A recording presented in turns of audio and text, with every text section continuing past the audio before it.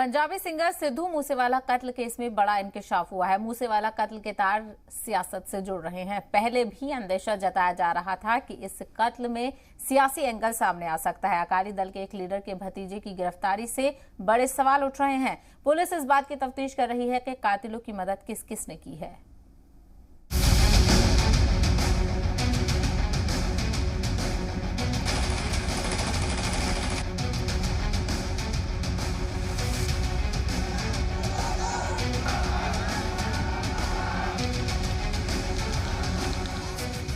पंजाबी गानों से अपने चाहने वालों का दिल जीतने वाले सिद्धू मूसेवाला इस दुनिया से चले गए।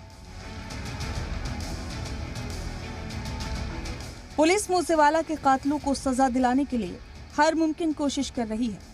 केस की जांच जैसे जैसे आगे बढ़ रही है, एक के बाद एक इंकशाफ हो रहे हैं।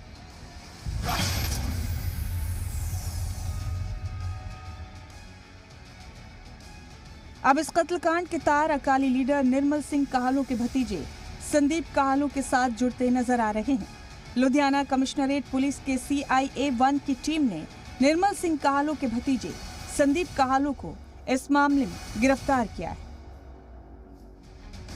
जराये के मुताबिक मूसेवाला कत्लकांड से 10 दिन पहले संदीप काहलो का साथी सतबीर सिंह ही फॉर्च्यूनर कार में 3 गैंगस्टर्स को भटिंडा छोड़कर आया था। इसके बाद वहां बलदेव चौधरी ने गैंगस्टर गोल्डी बराड़ के कहने पर हथियार सप्लाई किए। बाद में इस कत्लकांड को अंजाम दिया गया।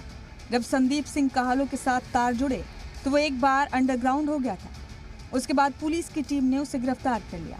पुलिस पूछताछ में पता चला कि सिद्धू मूसेवाला कत्लकांड से 10 दिन पहले संदीप काहलो ने ही मनी रैया, मनदीप तूफान और एक नामालूम गैंगस्टर को छोड़ने के लिए सतबीर को अमृतसर से भटिंडा भेजा था।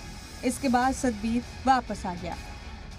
जानकारी ये भी मिल रही है कि मूसेवाला कत्लकांड के बाद संदीप काहलो ने सतबीर को फोन पर कहा था कि वो उनके जाली पासपोर्ट का इंतजाम करने की कोशिश में है ताकि उन्हें बैरून मुल्क भेजा जा सके। जराये के मुताबिक बलदेव चौधरी लॉरेंस बिश्नोई का काफी नजदीकी साथी रहा है। वो कनाडा में बैठे गैंगस्टर गोल्डी बराड़ के रास्ते में भी लगातार था। गोल्डी बराड़ ने ही बलदेव चौधरी की ड्यूटी लगाई थी कि वो लुधियाना से भटिंडा 3 गैंगस्टर्स मनी रैया, मनदीप तूफान और उनके एक साथी को हथियार सप्लाई करे। ब्यूरो रिपोर्ट, जी मीडिया।